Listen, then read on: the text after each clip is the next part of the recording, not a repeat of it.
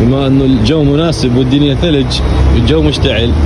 اخوان لا حد ينصح غلط، رحمة لوالديكم، من ينزل مستوى دهن البريك او سائل البريك اكو حساس هنا يتحسس انه مستوى الدهن نزل، فيشتعل عندك قلوب احمر. قلوب احمر يعني خطر على حياتك، لازم تشيكه.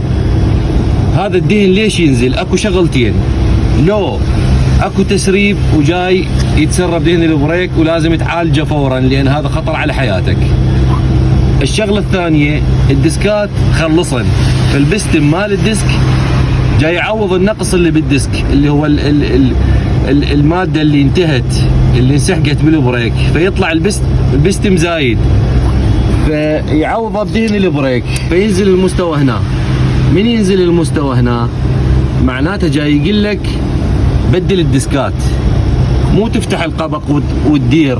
انت من تدير هنا راح تترس دهن، راح يتغطى الحساس، راح ينطفي عندك القلوب. صحيح ارتاحت نفسيا بس الديسكات مخلصه، يعني باي لحظه تفقد البريك، واذا ما تفقد البريك تاكل الفلنجه مال البريك.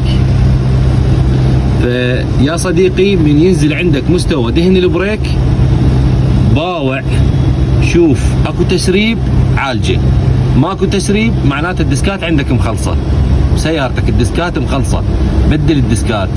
بكل الحالات خطر على حياتك وعلى حياه الناس وعلى حلالك. رحم الله والديكم، لا حد ينصح غلط، لا تجي من واحد يسال يقول لك دهن البريك نازل شو اسوي؟ تقول له دير، اذا ما تفتهم لا تنصح يا بعد شبتي. تحياتي واحترامي لكم.